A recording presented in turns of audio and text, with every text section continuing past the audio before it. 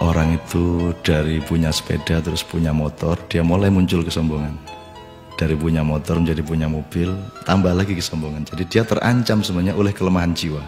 Jadi setiap akses yang naik, akses yang berkembang, itu resikonya karena dia harus diwadahi oleh jiwa manusia yang lemah, maka eksesnya adalah kesombongan itu, keangkuhan.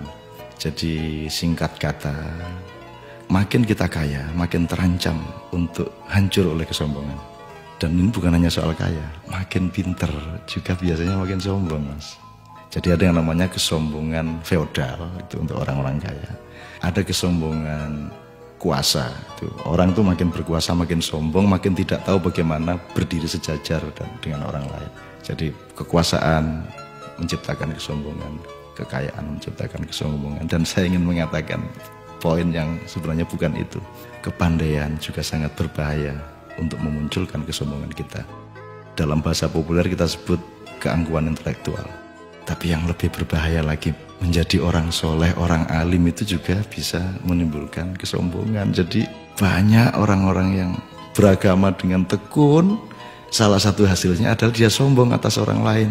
Diam-diam selalu merasa lebih hebat dari orang lain, lebih masuk surga daripada orang lain, lebih diterima Allah oleh orang lain.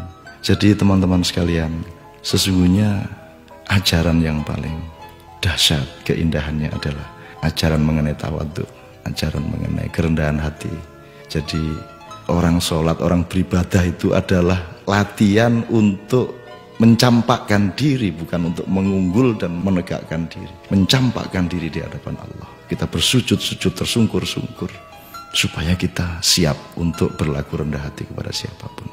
Karena sekarang ini betul-betul bukan hanya orang kaya, bukan hanya orang kuasa, bukan hanya orang pintar, tapi orang alim juga sombong. Itu namanya kesombongan, kesombongan orang alim. Jadi tidak lantas kita jangan jadi alim supaya tidak sombong, atau jangan tidak kaya supaya tidak sombong, tidak begitu. Tapi kayalah, tapi tidak usah sombong.